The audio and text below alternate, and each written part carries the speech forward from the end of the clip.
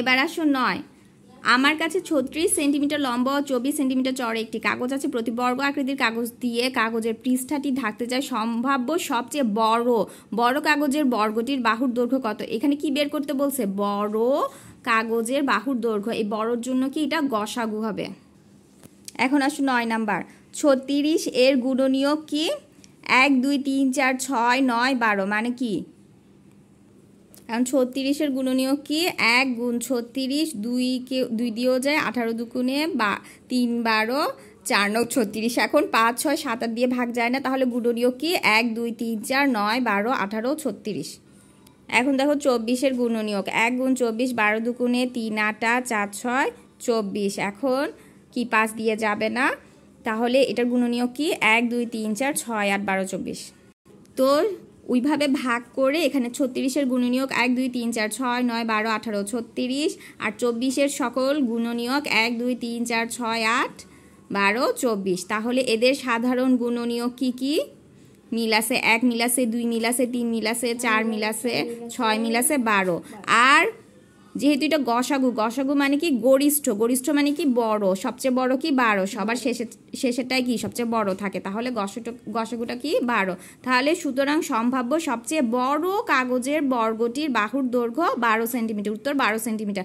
বড় থাকলে কি? গসাগু। এবার আসো 10 নাম্বার। 10 নাম্বার প্রশ্ন। 7 সেন্টিমিটার লম্বা 5 সেন্টিমিটার চওড়া আয়তকার টালিকে সাজিয়ে পাশে দেখানো ছবির মতো একটি ক্ষুদ্রতম বাহু বিশিষ্ট বর্গ তৈরি করতে চাইলে কত সেন্টিমিটার বাহু বিশিষ্ট ক্ষুদ্রতম বর্গ তৈরি করা যাবে? তাহলে এটা কেন লসাগু আগের ভিডিওতে ব্যাখ্যা করছিলাম। 7-এর গুণিতক 7-এর বিশাল লম্বা একটা নামাতা, 5-এর গুণিতক 5-এর নামাতা, তাহলে 7 ও 5-এর লসাগু মানে সবচেয়ে ছোট যে মিলটা থাকবে, প্রথমে ফার্স্টেই যে মিলটা পাবো সেটা লসাগু করে বসাই দিব, এবং সেটা মিল পাইছি 35। তাহলে 7 ও 5-এর লসাগু হচ্ছে 35। সুতরাং 35 সেন্টিমিটার বাহু বিশিষ্ট ক্ষুদ্রতম বর্গ তৈরি করা যাবে। উত্তর 35 সেন্টিমিটার। এখানে কেন লসাগু হয়েছে আরেকবার বলি। ক্ষুদ্রতম মানে সবচেয়ে ছোট, আর ছোট মানে কি? লসাগু।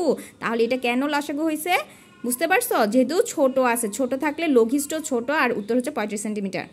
এবার 11 নম্বর প্রশ্ন কি? রাসেলের কাছে 45টি আপেল ও 18টি কমলা আছে। রাসেল কোনো আপেল বা কমলা অবশিষ্ট না রেখে যত বেশি সম্ভব শিশুর মধ্যে এমনভাবে ভাগ করে দিতে চায় যাতে প্রত্যেকে সমান সংখ্যক আপেল ও কমলা পায়। রাসেল কতজন শিশুর মাঝে এগুলো ভাগ করে দিতে পারবে এবং প্রত্যেক শিশু কতটি করে আপেল ও কমলা পাবে?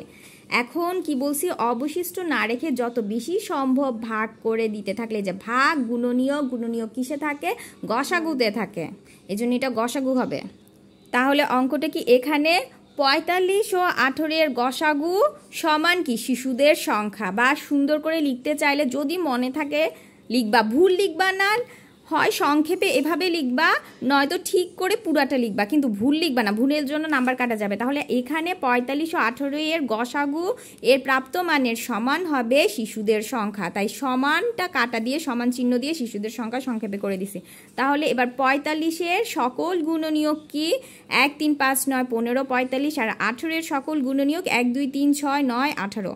45-এর গুণনীয়ক এই যে এভাবে করে দেখব, 1 দিয়ে ভাগ করে দেখব, প্রথমে 2 দিয়ে ভাগ যাবে না, তাহলে 3 দিয়ে দেখব, 4 দিয়ে ভাগ যাবে না, তাহলে 5 দিয়ে দেখব, 6 7 দিয়ে যাবে না, 8 দিয়ে যাবে না, এবার 9 কিন্তু চলে আসছে, 9 5 9 3 15 1 45। তাহলে কি এটার গুণনীয়ক কি?